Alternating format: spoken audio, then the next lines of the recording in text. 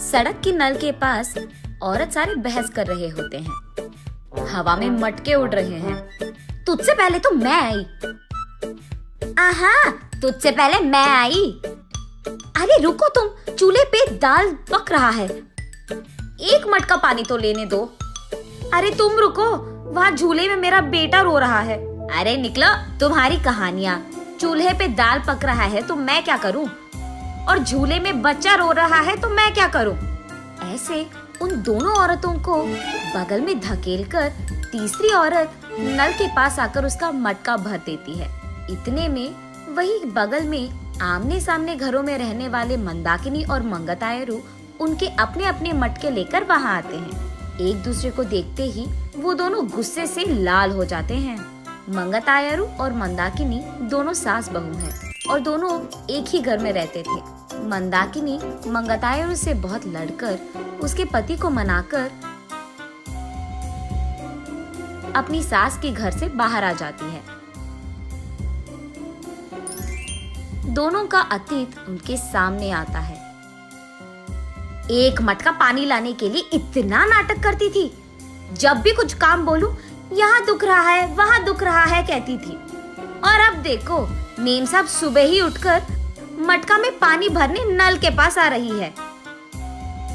सुबह उठते ही सारे पकवान को भैंस की तरह खाती रहती है, चीजों को यहाँ से वहाँ तक नहीं लगाती है। लेकिन अब देखो, भैंस चल के आ रही है मटके पानी के लिए। ऐसे एक दूसरे को कोसते हुए वो दोनों नल के पास आते हैं। सबसे पहले मंगतायरू पानी के लिए उसकी मटका नल के नीचे लगाती है। लो, आ गई भैंस। आते ही अपना मटका लगा दिया इसने नल के नीचे, जैसे इसका बाप का जागिर हो। ऐसे उसका मजाक उड़ाकर मंगतायरू की मटके को एक जोर का झटका देती है। बस मटका ऊपर उड़कर नीचे गिरता है। बाप रे, कितनी घमंडी है ये। मेरे ही बेटे के पैसे खाते हुए मुझे भैंस कह रही है, और ऊपर से मेरे ही लड़के को लात मारा तुमने। ऐसे कहते हुए मंदाकिनी की मटके को भी जोर का झटका देती है मंगतायरू। मैं तुम्हारे बेटे के पैसे नहीं खा रही हूँ, तुम ही मेरे पति के पैसे खा रहे हो। मेरे सारे बनाए हुए पकवान को सुबह से रात तक खाती रहती है तो भैंस की तरह ही दिखेगी ना। भैंस कहीं की मेरे ही मटके को लात मारती है। कितनी घमंडी है तू। मटके को ही नहीं, अगर मेरी सटकी ना, तेरे को भी मारूंगी, समझी? हाँ, जरूर मारेगी। इतनी घमंडी जो है। मेरे बेटे को मुझसे दूर कर दिया तूने, मेरे घर से उसको निकाल दिया तूने, और अब मेरे ही घर के सामने रह रही है। सिर्फ तेरे बेटे को ही नहीं, तुझे भी तेरे घर से निकाल दूंगी, समझी? मुझसे पंगा लेगी ना, ऐसे ही होगा। तू तो जरूर करेगी, घमंडी औरत, बंदर मुंह वाली कहीं की। तुझे देखकर ऐसा लगता है कि भैंस को कपड़े पहनाए हैं, और तू मुझे बंदर कह रही है। भैंस कहीं की मुझे भैंस कह रही है, मुझे बंदर कह रही है।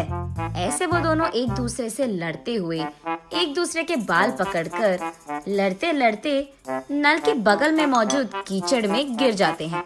ये सब दूर से देख रहे बाप बेटे दोनों एक दूसरे को देख हंस पड़ते हैं।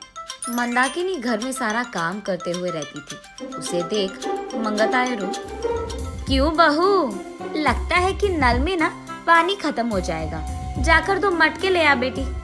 ऐसे ऑर्डर देती थी मंगतायरू। मंदाकिनी के हाथों बनाए सारे पकवान खाते हुए वो हमेशा शिकायत करती थी कि इसमें नमक कम है और इसमें मिर्ची ज्यादा है, ये तो बहुत तीखा हो गया, ये तो बहुत मीठा है। उसके शिकायत सुनने के 2 दिन बाद तक मंदाकिनी रसोई घर का मुंह भी नहीं देखती थी, रूठ कर अपना मुंह लटकाती थी।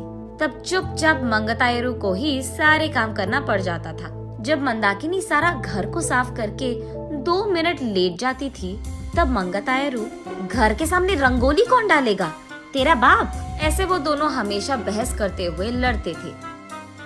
संदीप ऑफिस से लौटते ही एक तरफ मंगतायरू और दूसरी तरफ मंदाकिनी, दोनों उसको शिकायतें खूब सुनाते थे।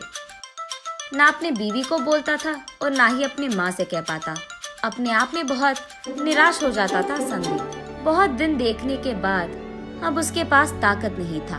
वो एक दिन अपने पिता के पास जाकर ऐसे कहता है, पापा, मैं घर से अलग होने की सोच रहा हूँ। आपकी बहू भी मुझे हर रोज इसी बात के बारे में सताती रहती है। हाँ तो तुम सच में अलग हो जाओगे बेटा? तुम्हें क्या लगता है अलग रहने से इन दोनों में ममता जाग उठेगी? ममता और प्यार भले ही बाहर ना आए, लेकिन इन दोनों को इतना तो समझ आएगा कि एक दूसरे के बिना अपने अपने घरों में अकेले रहते हुए, सारे काम अकेले करते हुए कितना मुश्किल है। अब दोनों को समझ में आना है ना पापा कि अलग रहना कितना मुश्किल है। ऐसे कहता है। हाँ ठीक है, तुम्हारी मर्जी, लेकिन अभी के अभी कहाँ जाओगे बेटा? मैं कहाँ जाऊंगा, हमारे घर के एकदम सामने जो घर है उसमें किराए पे रहूंगा।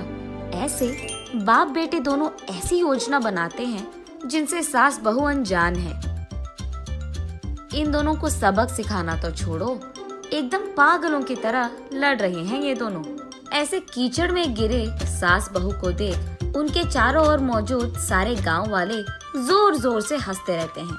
अब इन दोनों इसके बाद क्या करेंगे ये हम अगली वीडियो में जानेंगे।